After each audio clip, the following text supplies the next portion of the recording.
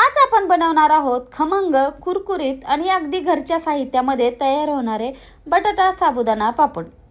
उन्हाळा म्हटलं की पापड बनवण्याची मजा काही वेगळीच असते. अगदी कमी साहित्यामध्ये सोप्या पद्धतीने तयार होणारे हे पापड वर्षभर साठवून आपण खाऊ शकतो. तरीही त्याची लज्जत काही कमी होत नाही. या व्हिडिओमध्ये तुम्हाला दाखवणार आहे खास टिप्स आणि ट्रिक्स, ज्यामुळे तुमचे पापड होतील एकदम परफेक्ट, न फाटणारे, छान फुगणारे आणि खुसखुशीतही. तर मग बटाटा पापड कसे बनवायचे, चला बघूया. आपल्याला उपवास सगळ्यांनाच असतो. मग उपवासामध्ये कधी कधी साबुदाणा भगर खायचे आपल्याला कंटाळा येतो. तर मग उपवासाचे पापड आपण खाऊ शकतो. त्यामुळे हे पापड आपण एकदा बनवले उन्हाळ्यात की वर्षभर मस्तपैकी खाऊ शकतो. तर याच्यासाठी साहित्य कमीच लागणार आहे. तर साहित्यामध्ये फक्त आपल्याला जास्त म्हटलं तर बटाटे लागणार आहेत. तर बटाटे मी इथं स्वच्छ धुवून घेतले आहेत आणि आहे ना, ह्याला आपल्याला शिजवून घ्यायचं आहे. तर कुकरमध्ये शिजवून घेऊ शकता, नाही तर तुम्ही पातेल्यात घातलं तरी चालेल. पण बटाटा एकदम सॉफ्ट शिजला पाहिजे, जेणेकरून आपण जेव्हा खिसतो तेव्हा त्याच्यात गाठी नाही राहिल्या पाहिजे. कारण आपण पापड बनवणार आहेत, त्यामुळं पापडात गाठी राहू शकतात. त्यामुळं बटाटा एकदम सॉफ्ट शिजला पाहिजे. आता इथं मी 1 वाटी साबुदाणा घेतला आहे. हे पापड बनवण्यासाठी आपल्याला साबुदाणा भिजवण्याचीही गरज नाही आणि भाजण्याचीही जास्त गरज नाही.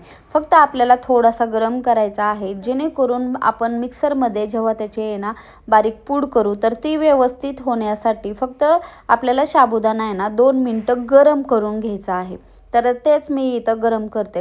आता तुम्हाला परफेक्ट प्रमाण म्हणजे 1 किलोला पाव किलो साबुदाणा, असं याचं परफेक्ट प्रमाण आहे. आणि आता साबुदाणा मी थोडासा गरम केला आहे, थंडही करून घेतला आहे आणि याची आपल्याला पूड बनवून घ्यायची आहे.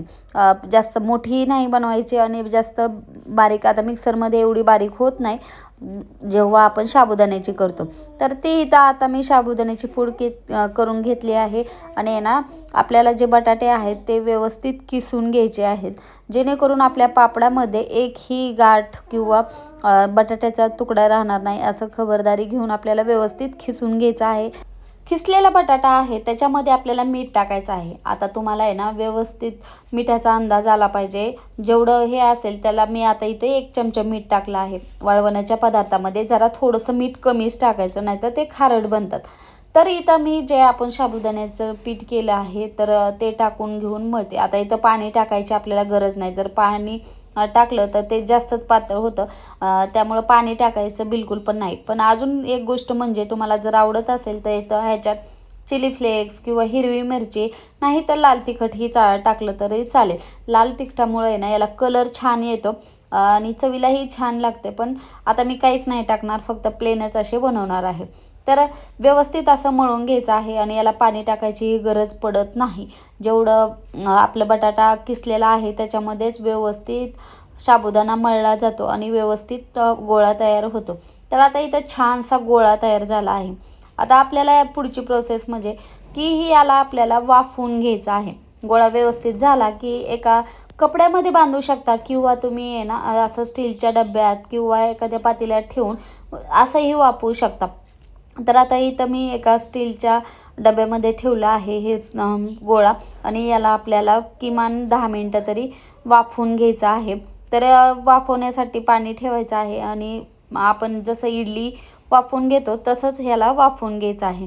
तर आता व्यवस्थित वाफ येण्यासाठी 10 मिनटं मी तसंच ठेवलं आहे आणि त्यानंतर तुम्हाला दाखवते. व्यवस्थित वाफवून नंतर आपल्याला 5 मिनटं तसंच थंड व्हायला ठेवायचं आहे, जेणेकरून आपल्या हाताला थंड बी नाही झालं पाहिजे आणि थोडंसं हाताला गरम लागेल तेव्हाच काढायचं आहे आणि आपल्याला थोडंसं मळून घ्यायचं आहे. तर मळल्यामुळं अजून त्याचं स्ट्रक्चर छान येतं आणि हे पापड एकदम पातळ आणि छान होतात. तर आता तुटू नये म्हणून याला छान मळायचं आहे, पण पाण्याचा हात लावायचा नाही. जरा तुम्हाला वाटत असेल चिटकत असेल तर थोडासा तेलाचा हात लावला तरी चालेल, पण तोही गरज पडत नाही. खूप छान मळलं जातं, हातालाही चिटकत नाही, पण पापड ही खूप टेस्टी बनतात. तर आता हे पापड 2 पद्धतीने तुम्ही बनवू शकता. डायरेक्ट प्लास्टिकवर गोळा ठेवून त्याच्यावर एखादी प्लास्टिक ठेवून त्याच्यावर प्लेट न दाबलं तरी पण छान होतात. पण थोडेसे जे असे जाड होतात, पण याच्याने ना पुरी मेकरने खूप पातळ होतात. आता हे हे पापड आहे ना आपल्याला पातळ जेवढे करता येईल ना तेवढे करायचे, कारण आहे ना जाड केले तर मग ते तळताना एवढे खुसखुशीत होत नाही.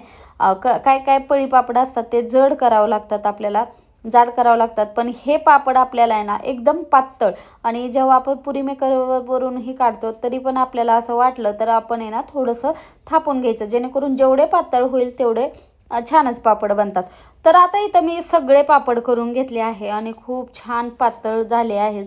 आता हे पापड आपल्याला 2 दिवस उन्हात किंवा तुम्ही घरामध्येही वाळवू शकता. घरात म्हटलं तर 2 दिवस जातात, उन्हात म्हटलं तर एका दिवसात छान वाळतात, कारण उन्हाळा खूप आहे त्यामुळं व्यवस्थित ते वाळतात. तर आता इथं वाळून एवढे सारे झाले आहे, तर तुम्हाला तळूनही दाखवते मी किती छान तळले जातात. पण चवीला एक नंबर लागतात आणि खूप छान आणि पटकन होतात, एवढी मेहनतही करावी लागत नाही.